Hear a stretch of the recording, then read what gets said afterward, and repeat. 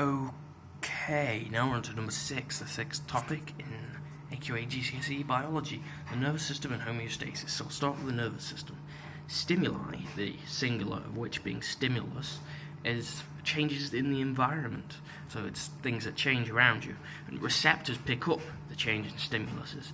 An example of this would be the eye picking up light or the ear picking up sound. So the things that travel through the nervous system travel through electrical impulses. However, in between each neuron and most of the steps of the thing, there's a synapse, which is a gap between neurons, and a chemical is diffused across it by neurotransmitters.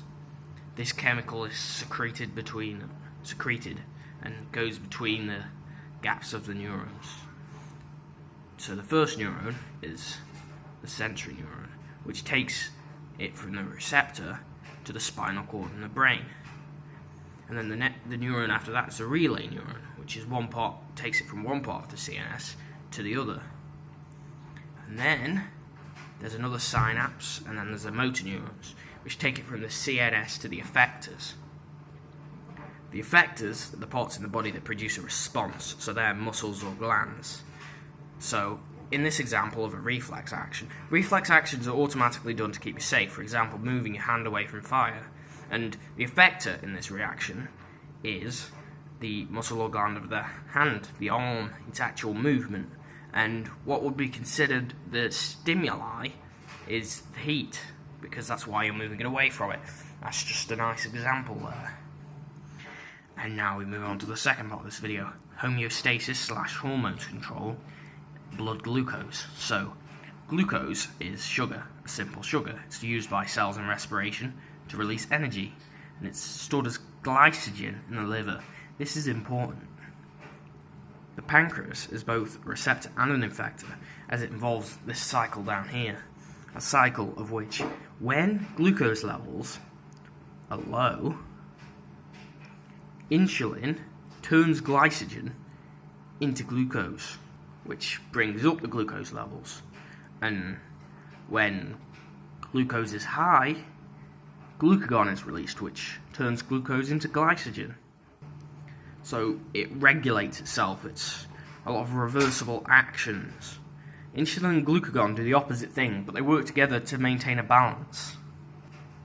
And one thing that stops this system working is a disease called diabetes, where there's two types of it. Type 1, you don't create any insulin at all, and type 2, your cells are no longer receptive to insulin. This is caused by eating unhealthily and just being unhealthy in general, as they're not receptive anymore because they've been overused, which can indicate too much sugar. So you don't want too much sugar. Remember that, kids. Now endocrine system is the system of hormones. These things we've talked about back here, insulin and glucagon, they are hormones. Hormones are chemical messengers in the blood. They help perform homeostasis, which keeps the optimal conditions for enzyme action and cell function throughout the entire body, which is good. Because, you don't want to get too warm or too cold or too anything. And then the thyroid. The thyroid gland is in the neck somewhere. It's where thyroxine is produced. And thyroxine regulates the metabolism, so make sure the metabolism is working right. The pituitary gland is known as the master gland. It contains an osmoreceptor, which means it can detect water, and it uses a hormone known as ADH to regulate water level. It also releases FSH and LH, which are used in the menstrual cycle.